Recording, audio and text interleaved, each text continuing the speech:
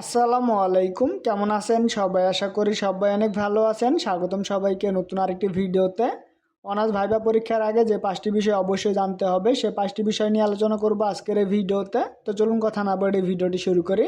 ভিডিওটি শুরু করার আগে চ্যানেল নতুন হলে অবশ্যই চ্যানেলটি সাবস্ক্রাইব করে পাশে রাখা বেল বাটনটি অল করে দিবেন। তো চলুন শুরু করি। অনার্স ভাইবার আগে যে 5টি বিষয় অবশ্যই জানতে হবে। Number 1, dress up. ভাইবা পরীক্ষার ক্ষেত্রে ড্রেসের প্রতি বিশেষ গুরুত্ব দিবেন, কারণ ভাইবা পরীক্ষায় আপনার আউটলুককে গুরুত্বের সাথে বিবেচনা করা হয়। বাংলায় একটা কথা আছে, আগে দর্শনদারি পরে গুণ বিচারি। তো ভাইবাতে এই বিষয়টাকে খুব গুরুত্ব সহকারে দেখা হয়। তাছাড়া পরীক্ষকরা আপনার আউটলুকের উপরে এক্সট্রা মার্ক দিয়ে থাকে, তাই চেষ্টা করবেন নিজেকে যতটুকু সম্ভব প্রফেশনাল লুকে নিয়ে যাওয়ার।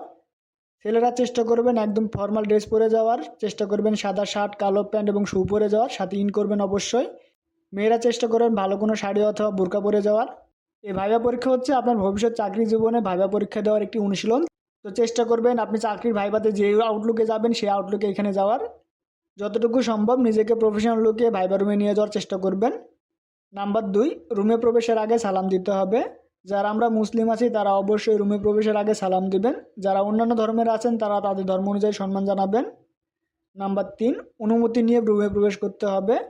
সালাম দেওয়ার পর অবশ্যই আপনার রুমে ঢোকার জন্য অনুমতি চাইবেন। যদি অনুমতি দেয় তখন আপনার রুমে প্রবেশ করবেন।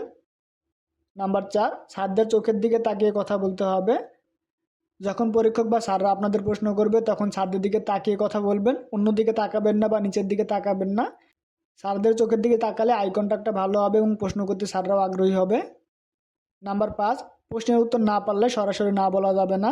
যদি কোনো প্রশ্নের উত্তর আপনি না জেনে থাকেন তাহলে সরাসরি না বলবেন না, বা বলবেন না যে আমি পারবো না অথবা পারি না। যদি প্রশ্নের উত্তরটি না জেনে থাকেন তাহলে বলবেন এই মুহূর্তে মনে পড়ছে না। তো এই 5টি বিষয় অবশ্যই ভাইবা রুমে যাওয়ার আগে মাথায় রাখবেন।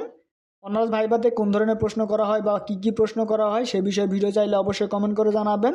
তো আজকের ভিডিও এ পর্যন্তই, দেখাবে পরবর্তী ভিডিওতে। সেই ভিডিও দেখার আমন্ত্রণ জানিয়ে শেষ করছি আজকের ভিডিও। সবাই সুস্থ থাকবেন, ভালো থাকবেন। আল্লাহ হাফেজ।